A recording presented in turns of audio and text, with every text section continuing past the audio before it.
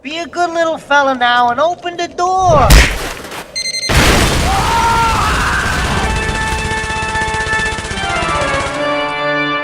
Keep the change, you filthy animal. So, today we are starting to at least get a little bit started with the classic films that either we love right now or we loved back then. I mean, yesterday we've already talked about, like, the classic Nickelodeon holiday specials yesterday, but how about we talk about two things? I mean, last night I talked about a classic, but I didn't, record the theme. Because, I mean, I just got here a little late, and besides that, we had a certain situation. But with that said, let's talk quickly about this. Let's talk about the special that's included with this. A Garfield Christmas. It's essentially what it's like if you had life on, essentially what Jim Davis went through with his life on the farm and celebrating Christmas. It captures the spirit real brilliantly, and it is probably one of my favorite Christmas specials. I mean, back before, of course, My Little Pony, that I had a love for, back then, I had a love for two things: Garfield and Ed, Edd and Eddy. I'll get to Ed, Edd and Eddy later on. This was one of the specials I winded up sitting down and watching, and it's one of my favorites.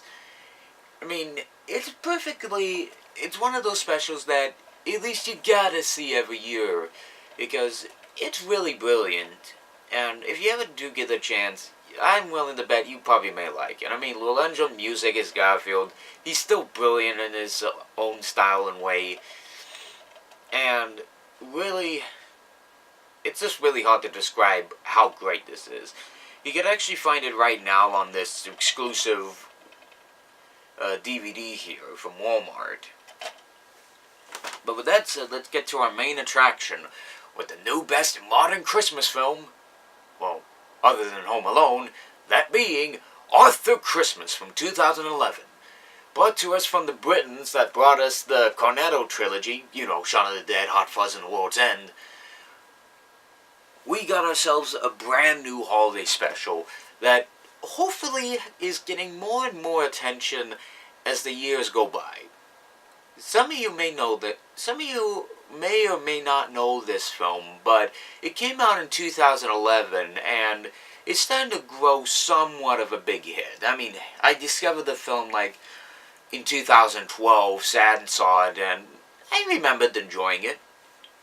Essentially, there's a family of Santa Clauses. They have numerous sons. There's one who's a tech-savvy Santa Claus.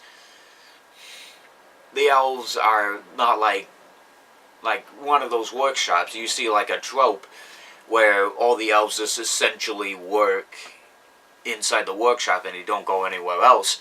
In this, they have this huge Star Trek-like spaceship that goes around the world, and they have thousands upon thousands of elves that actually help out with with Santa delivering his presents.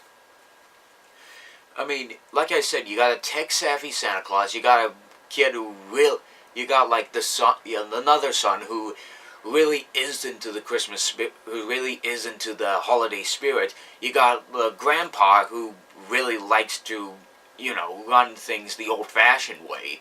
And then you got an old Santa Claus who really feels as if he really doesn't understand the new modern technology of today. And I can really relate to this family. Heck, the original Christmas father before the tech-savvy son, I can understand because, I mean, he's been around since 1946. He's an old man. It's really hard for some senior citizens to understand the new technologies of today. Except my grandparents actually understand the technology of today. So, at least that's something. But here's a certain idea.